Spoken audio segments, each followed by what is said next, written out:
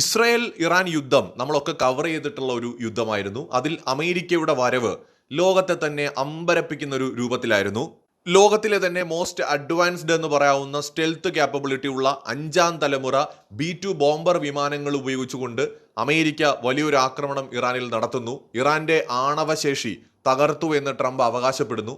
എന്നാൽ പൂർണ്ണമായിട്ടും തകർക്കുന്നതിൽ അമേരിക്ക പരാജയപ്പെട്ടു എന്ന് ഇറാനും പിന്നീട് സ്വതന്ത്ര സ്ഥാപനങ്ങളും ഏജൻസികളും സ്ഥിരീകരിക്കുന്നുണ്ട്. പക്ഷെ അമേരിക്ക നടത്തിയതൊരു വലിയ ആക്രമണമാണ്. തുടർന്ന് ഇറാന്റെ തിരിച്ചടി ഉണ്ടാവുന്നു.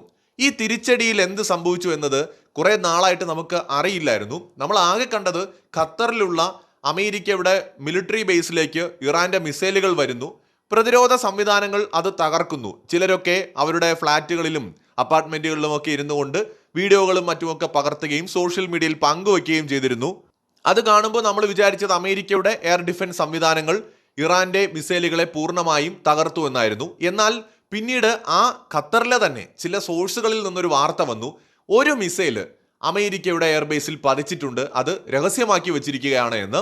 പക്ഷേ സ്ഥിരീകരണമൊന്നും ആ സമയത്ത് വന്നില്ല. ഇപ്പോൾ ഈ കാര്യത്തിൽ ഒരു സ്ഥിരീകരണം എന്ന് തന്നെ പറയാവുന്ന നിലയ്ക്ക് ഒരു അപ്ഡേറ്റ് വന്നിരിക്കുകയാണ്.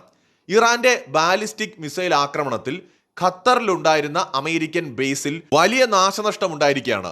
ജൂൺ 23-ന് ഇറാൻ നടത്തിയ ആക്രമണത്തിലാണ് അമേരിക്കയുടെ മിലിറ്ററി ബേസിൽ വലിയൊരു തകർച്ച നേരിട്ടത്. അതായത് US-ന്റെ സാറ്റലൈറ്റ് കമ്മ്യൂണിക്കേഷൻ സംവിധാനങ്ങളെ അടക്കം തകർക്കാൻ ആ ആക്രമണത്തിൽ ഇറാന് കഴിഞ്ഞു എന്ന് ഇപ്പോൾ സാറ്റലൈറ്റ് ദൃശ്യങ്ങളിൽ തന്നെ നമുക്ക് മനസ്സിലാക്കാൻ കഴിയും. ജൂൺ 23-ന് ഖത്തറിലെ അൽ ഉദൈദ് വ്യോമതാവളത്തിൽ നടന്ന ഇറാനിയൻ ബാലിസ്റ്റിക് ആക്രമണത്തിൽ US സൈന്യം സുരക്ഷിത ഉപഗ്രഹ ആശയവിനിമയത്തിനായിട്ട് ഉപയോഗിക്കുന്ന ഒരു ജിയോസെഡിക് ഡോമിന് കേടുപാടുകൾ സംഭവിച്ചു എന്നതിന്റെ ഉപഗ്രഹ ചിത്രങ്ങളും മറ്റുമൊക്കെയാണ് ഇപ്പോൾ വന്നിരിക്കുന്നത്. അസോസിയേറ്റഡ് പ്രസ് ആണ് ഇക്കാര്യം റിപ്പോർട്ട് ചെയ്തിരിക്കുന്നത്. അവര് സാറ്റലൈറ്റ് ഇമേജസ് അനലൈസ് ചെയ്തുകൊണ്ടും ഒഫീഷ്യൽ സ്റ്റേറ്റ്മെന്റ്സിന്റെ അടിസ്ഥാനത്തിലുമാണ് ഇതിപ്പോൾ റിപ്പോർട്ട് ചെയ്തിരിക്കുന്നത്. അതായത് ഈ ഒരു മിലിറ്ററി ബേസ് എന്ന് പറയുന്നത് ദോഹയ്ക്ക് പുറത്ത് സ്ഥിതി ചെയ്യുന്നൊരു ബേസ് ആണ്.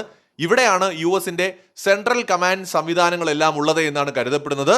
ഈ മേഖലയിലെ റീജിയണൽ മിലിറ്ററി ഓപ്പറേഷൻസ് കൈകാര്യം ചെയ്യുന്ന സെൻട്രൽ കമാൻഡ്സ് അല്ലെങ്കിൽ അതിന്റെ ഹെഡ്ക്വാർട്ടേഴ്സ് എന്ന് പറയുന്നത് ഈ ഒരു ബേസിലാണെന്ന് കരുതുന്നു. അവിടെയാണ് ഈ ഒരു ആക്രമണം ഇപ്പോൾ ഉണ്ടായിരിക്കുന്നത്. ഏകദേശം $15 മില്യൺ വില വരുന്ന ഡോമാണ് ഇവിടെ 2016 ഇൻസ്റ്റാൾ ചെയ്തത്.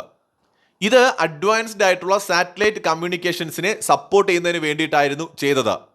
US ഒഫീഷ്യലായിട്ട് ഇത് പിന്നീട് പെന്റഗണിന്റെ സ്പോക്ക് പേഴ്സൺ തന്നെ ഇത് കൺഫേം ചെയ്തിട്ടുണ്ട്. ഇങ്ങനെ ഒരു ആക്രമണം ഉണ്ടായിട്ടുണ്ട്, പക്ഷേ വളരെ ചെറിയ നാശനഷ്ടം മാത്രമേ ഉണ്ടായിട്ടുള്ളൂ എന്നാണ് അദ്ദേഹം പ്രതികരിച്ചത്. നമുക്കറിയാമല്ലോ, അങ്ങനെയല്ലേ പറയൂ. ഒരിക്കലും ഇറാൻ ഞങ്ങളെ ആക്രമിച്ച് ഞങ്ങൾക്ക് വലിയ നാശനഷ്ടമുണ്ടായെന്ന് പറയില്ല. പ്രത്യേകിച്ച് ഇറാനെ പരാജയപ്പെടുത്തി ഇറാന്റെ ആണവ സംവിധാനങ്ങളെല്ലാം തകർത്തു എന്ന് ദിവസം രാവിലെ ഒന്ന്, ഉച്ചയ്ക്ക് ഒന്ന്, രാത്രി ഒന്ന് ഗുളിക കഴിക്കുന്ന പോലെ വന്ന് പറയുന്ന ട്രംപ് ഉള്ളപ്പോൾ ഒരിക്കലും അമേരിക്ക ഒഫീഷ്യലായിട്ട് പറയില്ല ഞങ്ങൾക്ക് വലിയ നാശനഷ്ടമുണ്ടായെന്ന്. പക്ഷേ സ്വതന്ത്രമായ സോഴ്സുകളിൽ നിന്ന് കിട്ടുന്ന വാർത്തകളും ഇൻഫർമേഷൻസും അനുസരിച്ച് $15 മില്യൺ നഷ്ടം ഒറ്റ മിസൈൽ കൊണ്ട് ഇറാൻ ഉണ്ടാക്കി കൊടുത്തു. ഇറാന്റെ ഒരു തന്ത്രം പരിശോധിക്കുമ്പോൾ നമുക്ക് മനസ്സിലാവുന്നത് കുറെ ചവറ് റോക്കറ്റുകളും ഡ്രോണുകളും അയക്കുന്ന കൂട്ടത്തിൽ ഇതിന്റെ ഇടയിൽ കൂടെ കൊള്ളാവുന്ന ഒരു ബാലിസ്റ്റിക് മിസൈലും അയക്കും. ഇതിലൂടെ എതിരാളിയായിട്ടുള്ള രാജ്യത്തിന്റെ വ്യോമ പ്രതിരോധ സംവിധാനങ്ങളെ കൺഫ്യൂസ് ചെയ്യിപ്പിച്ചുകൊണ്ട് ഒന്നിലേറെ ടാർഗറ്റുകൾ, അതിന് ഹാൻഡിൽ ചെയ്യാൻ പറ്റുന്നതിനും മുകളിൽ ടാർഗറ്റുകൾ എത്തുമ്പോൾ അത് തീർച്ചയായിട്ടും കൺഫ്യൂസ് ആവും. ഇതിനിടയിൽ കൂടെ അത്യാവശ്യം നല്ല വേഗത കൈവരിക്കാൻ കഴിയുന്ന ഒരു ബാലിസ്റ്റിക് മിസൈൽ ഉപയോഗിച്ചൊരു ആക്രമണം നടത്തുകയാണെങ്കിൽ അത് സക്സസ് ആവാനുള്ള പോസിബിലിറ്റി വളരെ കൂടുതലാണ്. ഈ ഒരു തന്ത്രമാണ് ഇസ്രായേലിനെതിരെയും ഇറാൻ ഉപയോഗിച്ചത്. അതേ തന്ത്രം ഖത്തറിലുള്ള ഈ ഒരു എയർബേസിന് നേരെയും ഇറാൻ ഉപയോഗിച്ചു. അതാണ് പെട്ടെന്ന് ട്രംപിന് മാനസാന്തരമുണ്ടായിട്ട് യുദ്ധം നിർത്തണമെന്ന് തോന്നിയത്. ഖത്തർ രാജാവും പറഞ്ഞു കാണും, തങ്ങളുടെ രാജ്യത്ത് യുദ്ധം നടത്താൻ പറ്റില്ല, ഇത് ശരിയാവുന്ന പരിപാടിയല്ല, എൻ്റെ രാജ്യത്ത് ജനങ്ങൾക്ക് മനസമാധാനത്തോടെ കിടന്നുറങ്ങണം, മര്യാദയ്ക്ക് പരിപാടി വെച്ച് അവസാനിപ്പിച്ചോളാൻ ഖത്തറിന്റെ രാജാവും പറഞ്ഞു കാണും. മാത്രമല്ല ട്രംപ് ബിസിനസ്സുകാരനാണ്. 15 മില്യന്റെ സാധനം പോയി എന്ന് പറഞ്ഞാൽ മൂപ്പർക്ക് ചങ്കിടിക്കും. അപ്പൊ അതുകൊണ്ട് യുദ്ധം ചെയ്തു കഴിഞ്ഞാൽ ഇങ്ങോട്ടും പണി വരാൻ ചാൻസ് ഉണ്ടെന്ന് ട്രംപിന് മനസ്സിലായി. അമേരിക്കയിലേക്ക് അയക്കാനുള്ള മിസൈലൊന്നും ഇറാന്റെ കയ്യിൽ ഇല്ല, അത് ശരിയാണ്. പക്ഷെ അമേരിക്കയുടെ മിലിറ്ററി ബേസുകൾ ഇറാന് ചുറ്റും പലയിടത്തുമുണ്ട്. അവിടെയൊക്കെ ബില്യൺ കണക്കിന് ഡോളറിന്റെ ഇൻവെസ്റ്റ്മെന്റ് ആണ് US-നുള്ളത്. അതിനെ തകർക്കാൻ, അവിടെ കേടുപാടുണ്ടാക്കാൻ ഇറാൻ വിചാരിച്ചാലും പറ്റും എന്ന് ട്രംപിന് മനസ്സിലായിരിക്കണം. അതുകൊണ്ടായിരിക്കാം തീർച്ചയായിട്ടും യുദ്ധം പെട്ടെന്ന് ട്രംപ് അവസാനിപ്പിച്ചത്. ഇവിടെ അമേരിക്ക ഇറാൻ പരാജയപ്പെടുത്തി എന്നൊന്നും ഇതിന് അർത്ഥമൊന്നുമില്ല. അമേരിക്കയുടെ ഭാഗത്തുനിന്ന് വലിയ ആക്രമണം ഇറാന് നേരെ ഉണ്ടാവുകയും ചെയ്തിട്ടുണ്ട്, നാശനഷ്ടങ്ങളും ഉണ്ടായിട്ടുണ്ട്. പക്ഷെ വലിയ ആക്രമണങ്ങൾ ഉണ്ടായപ്പോഴും തിരിച്ച് ഒരടി കാര്യമായിട്ട് കൊടുക്കാൻ ഇറാന് കഴിഞ്ഞു എന്നതാണ് പ്രധാനം. എന്ന് വെച്ചാൽ അമേരിക്കയ്ക്കും കിട്ടും അടി. എത്ര വലിയ സൂപ്പർ പവർ എന്ന് പറഞ്ഞാലും അമേരിക്കയ്ക്കും കിട്ടും യുദ്ധത്തിന് പോയി കഴിഞ്ഞാൽ നല്ല അടി, 20 അടി. അത് ട്രംപിനും മനസ്സിലായിട്ടുണ്ട്, ലോകരാജ്യങ്ങൾക്ക് മുഴുവൻ മനസ്സിലാവുന്നുണ്ട്. ഇപ്പോൾ ഉദാഹരണത്തിന് ഇപ്പോൾ റഷ്യ യുക്രൈൻ യുദ്ധം, റഷ്യ വലിയ സൂപ്പർ പവറാണ്, പക്ഷേ നല്ലപോലെ അടി റഷ്യക്ക് കിട്ടുന്നില്ലേ? എന്തുമാത്രം നാശനഷ്ടമാണ് റഷ്യക്ക് നേരിടേണ്ടി വരുന്നത്. അതുപോലെ ഇന്ത്യ പാകിസ്ഥാൻ യുദ്ധം, പാകിസ്ഥാനെ മുച്ചൂടും മുടിച്ചു എന്ന് പറയുന്ന രീതിയിൽ അടിച്ച് ഇന്ത്യ തകർത്തു.